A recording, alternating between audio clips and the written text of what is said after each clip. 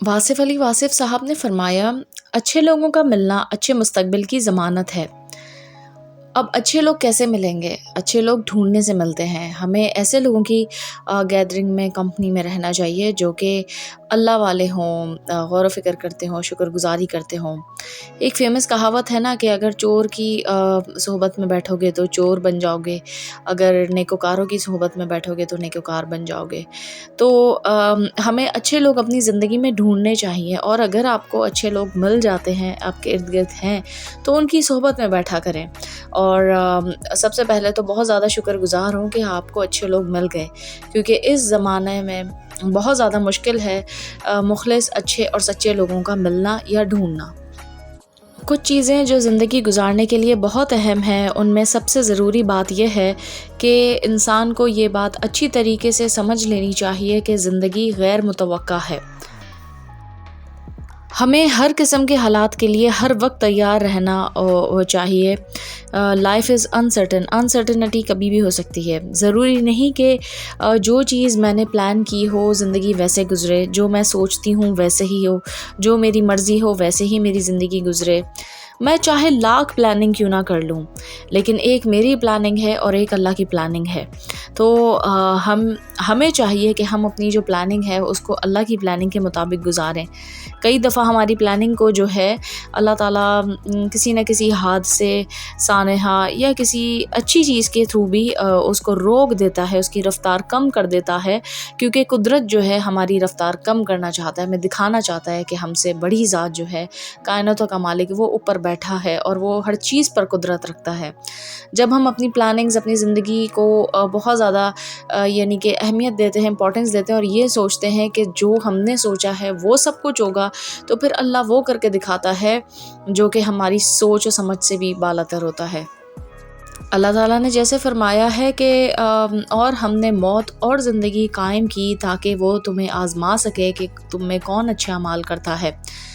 तो हम इस तगो-दो में हैं, इस दौड़ में भाग रहे हैं कि हमारी ज़िंदगी क्या है, उसका मकसद क्या है। कई लोगों को तो ये तौफ़ीक भी नहीं मिलती कि वो ये सोच सकें कि उनकी ज़िंदगी का मकसद क्या है, और बस एक ज़िंदगी चल रही है तो बस चल रही है, यानी उठना, बैठना, खाना, पीना, सो लेना, बस यही ज़िंदगी समझते हैं। लेकिन अल्लाह ताला ने अगर हमें इंसान और अशरफुल मखलूक़ात का दर्जा दिया है तो एक बड़े लेवल को हासिल करने के लिए दिया है, जिसकी वजह से जो है हमें इस चीज़ की कोशिश में लगे रहना चाहिए कि हमारी ज़िंदगी को हम बामकसद बनाएं, और हम ये सोचें कि हमें ये दिन, ये ज़िंदगी जो अल्लाह ने दी है, आज भी ये एक तोहफ़े की सूरत में जो मिली है, ये क्यों मिली है। इसलिए अपनी ज़िंदगी को बेहतर करने के लिए हमें जो है हर वक्त कोशिश में लगे रहना है। कोशिश नहीं, बल्कि हमें हर वक्त इस दौड़ में लगना है, इस तगो-दो में लगना है कि हम अच्छाई की तरफ कदम उठाएं। एक बहुत ही फेमस कहावत है कि अगर आप जो है उड़ नहीं सकते तो आप भागना शुरू कर दें, अगर आप भाग नहीं सकते तो आप चलना शुरू कर दें, और अगर आप चल नहीं सकते तो आप रेंगना ही शुरू कर दें, बट कुछ तो करें। कई दफ़ा हमें ज़िंदगी उस मोड़ पर ले आती है जब हमें कुछ नज़र नहीं आ रहा होता, सामने हमें अंधेरा ही अंधेरा लगता है और हमें समझ आता है कि यहाँ आगे अब कुछ भी नहीं है। वही वक्त है जब आपने एक कदम को आगे बढ़ा देना है, और अगर जगह नहीं है तो आप इंतज़ार कर लें, जगह खुद ब खुद बन जाएगी। सब्र कर लें, जगह खुद ब खुद आपको जगह दे देगी, लेकिन आपने एक कदम उठाना है। वो जो एक कदम आप उठाएंगे वही आपकी ज़िंदगी में बेहतरी की ज़मानत है।